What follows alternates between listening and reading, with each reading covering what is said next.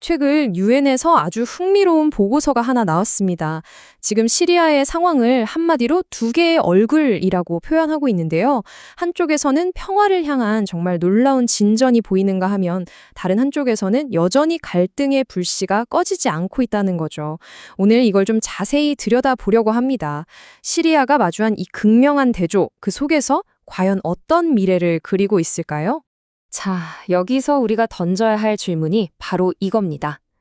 시리아의 한 지역에서 피어나는 이 희망의 불씨가 과연 나라 전체의 어둠을 밝힐 수 있을까요? 이번 보고서는 그 가능성과 함께 여전히 냉혹한 현실을 동시에 우리에게 보여주고 있습니다. 그런데 이 보고서가 왜 이렇게 중요하냐?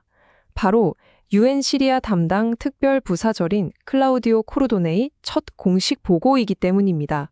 말하자면 그의 눈을 통해 본 시리아의 가장 최신 현 주소인 셈이죠. 그가 본 시리아는 과연 어떤 모습일까요? 지금부터 한번 살펴보겠습니다. 자, 그럼 먼저 희망적인 이야기부터 시작해 볼까요? 바로 시리아 북동부 지역입니다. 유엔 보고서는 바로 이곳에서 사실 많은 사람들이 예상치 못했던 아주 긍정적인 변화들이 일어나고 있다고 전하고 있습니다. 이 긍정적인 변화의 핵심, 그 시작은 바로 대통령령 하나였습니다. 오랫동안 소외됐던 쿠르드족의 권리를 드디어 공식적으로 인정한 거죠. 그들의 언어와 문화를 존중하고 또 시민권을 보장해 주기로 한 겁니다. 이게 바로 평화적인 통합을 위한 아주 결정적인 첫걸음이었던 거죠. 이게 그냥 말로만 끝난 게 아니라는 게 중요합니다. 보시는 것처럼 실제로 행동에 옮겨졌어요. 하사카와 카미실리 같은 주요 도시에 보안군이 배치됐고 핵심 시설인 카미실리 공항도 다시 정부에 넘어갔습니다. 심지어 장관들이 직접 주요 유전지대를 방문하기까지 했고요. 정치적, 군사적으로 어떻게 통합할 건지에 대한 대화도 계속 이어지고 있습니다. 유엔도 이런 움직임을 아주 긍정적으로 보고 있습니다. 코르도네 부사절이 직접 이 합의가 완전하고 신속하게 이행되기를 기대한다고 말했거든요.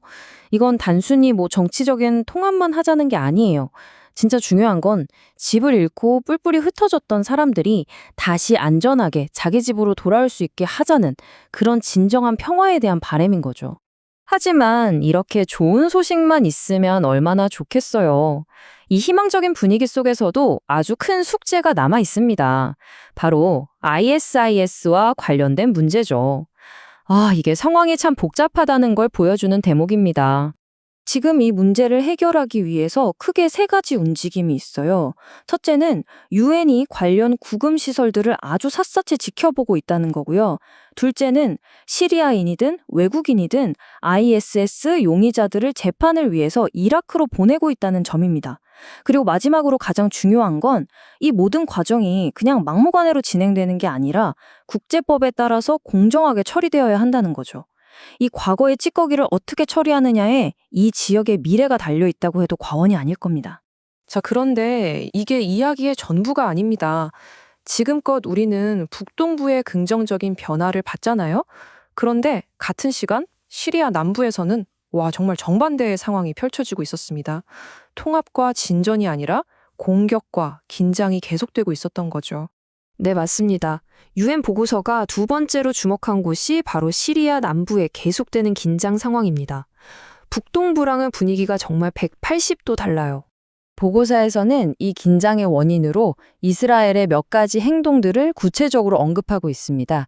계속해서 공격이나 수색 작전을 벌이고 있고 심지어는 비행기로 제초제를 뿌려서 농작물에 피해를 줬다는 보고까지 있어요.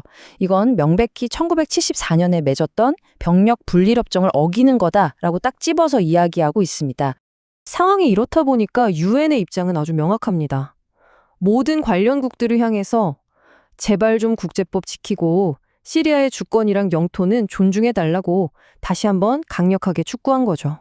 결국 이걸 다 종합해보면 우리는 지금 한 나라 안에서 벌어지는 너무나 다른 두 개의 이야기를 보고 있는 겁니다. 한쪽은 통합, 다른 한쪽은 갈등. 바로 이게 지금 시리아가 처한 현실이고 그들이 서 있는 기로인 거죠.